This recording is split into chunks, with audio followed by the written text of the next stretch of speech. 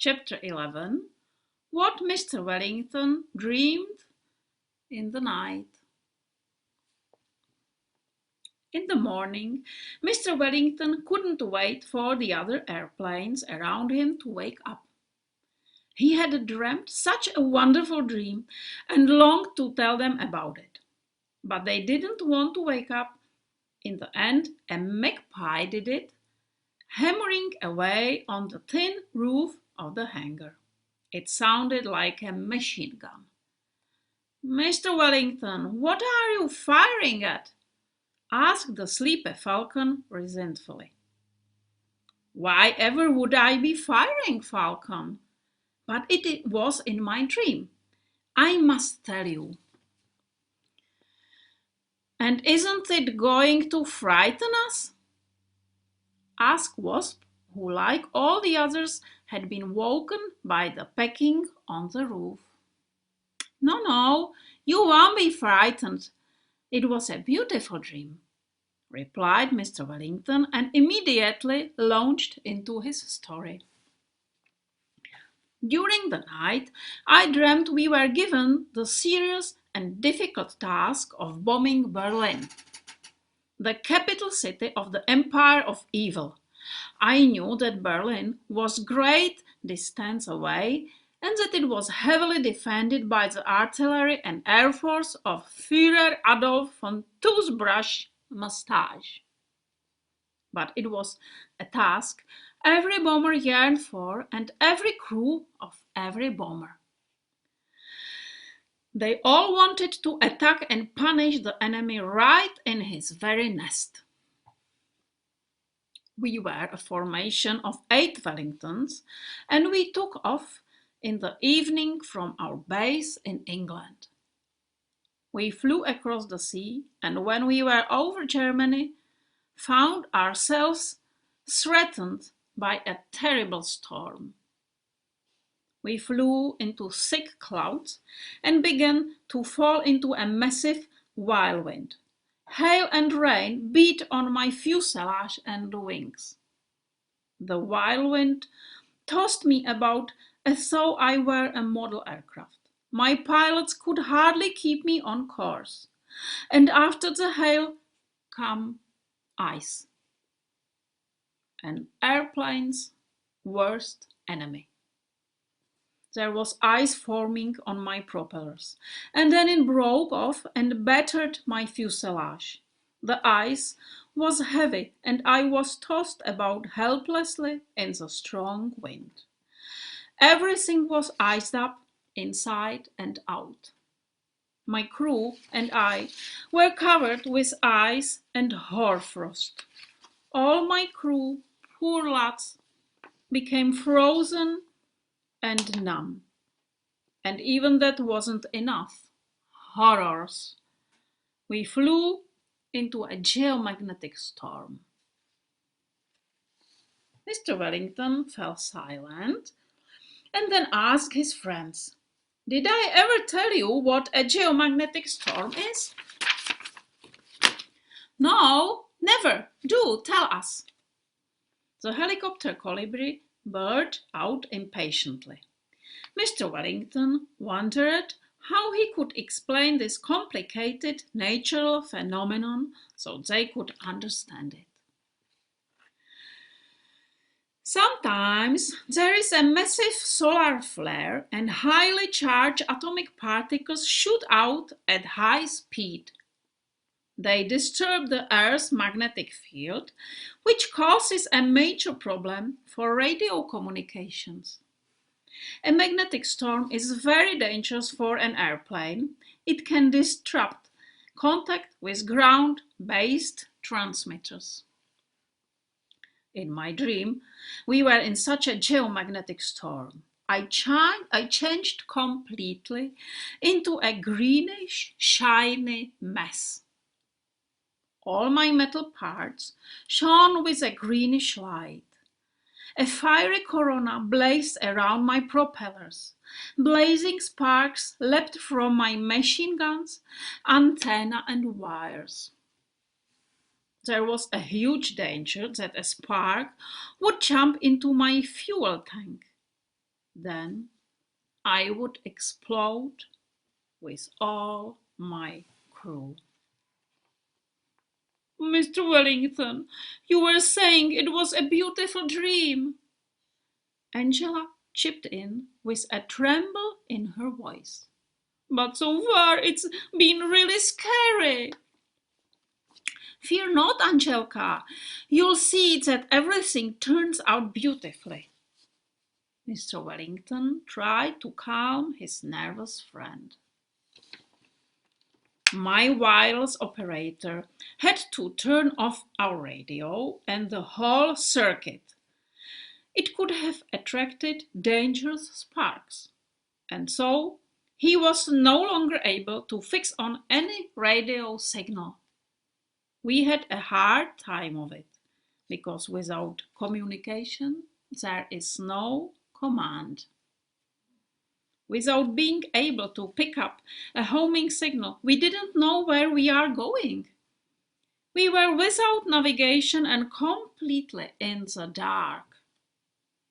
Flying in the clouds, we couldn't see anything at all. We had to hope the wind was not carrying us too far from our target. At last we shot out of the clouds. But what did we see below us? Something still more fearful and dangerous than anything yet. Angelica groaned quietly.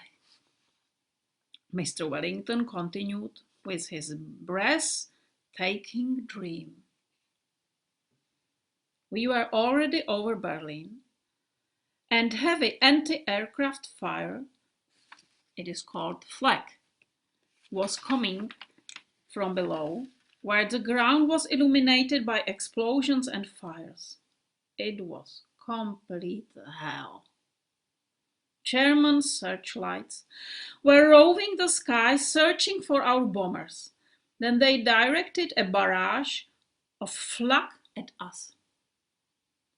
The sky looked like a firework display, and the explosions were so loud we could hear them above the roar of our engines.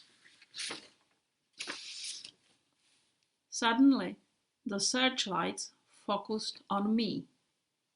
I tried to escape, but they wouldn't let me go. Their guns were targeting me.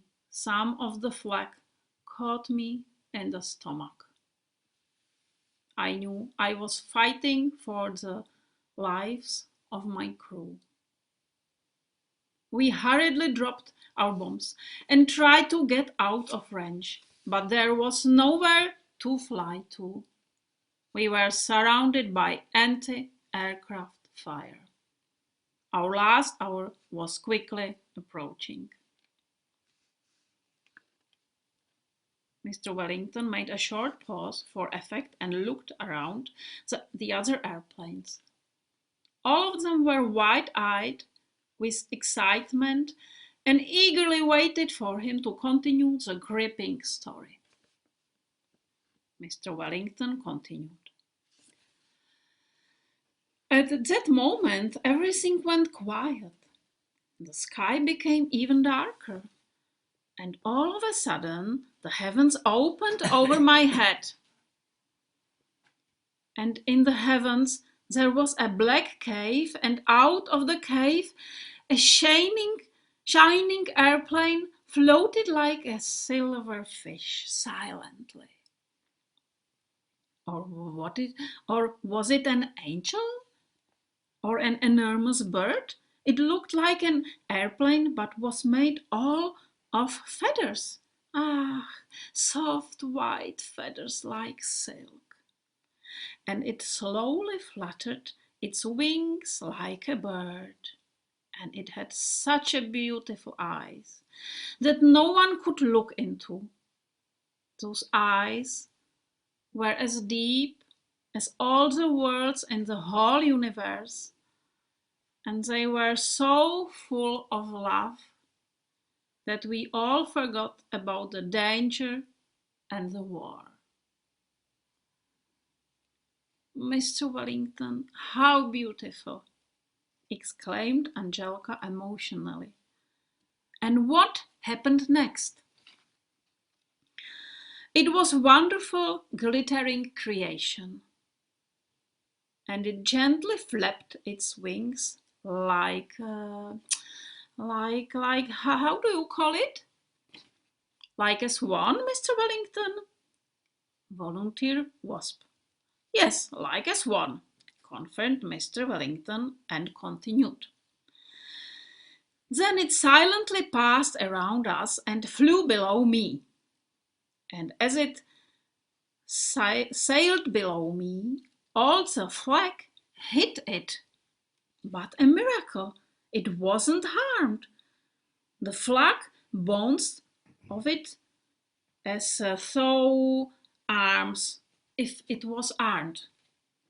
There was not the slightest damage, and so my boys and I were saved. The other Wellingtons, however, were still under heavy anti-aircraft. I looked up to see if there might not be another cave in the sky with another magic airplane. Nothing. But then another miracle occurred. My enchanted airplane was carrying a great glistening egg, and a little airplane hatched out of this gleaming egg. It was covered in soft, glistening down and grew very quickly. How cute! In a second, it turned into another enchanted airplane, as big as mine, which immediately flew under the Wellington, flying behind me, and saved it from the flag. My beautiful magic airplane dropped so many eggs that each Wellington had his own savior. And so our entire squadron was saved. And then I woke up. The scattered-brained Telefunken radio rightly guessed the mood and started to play Beethoven's Ode to Joy. Mr. Wellington smiled blissfully, and though he were still basking in the wonderful experience of his dream. But then he sighed. What a pity! It was just a dream.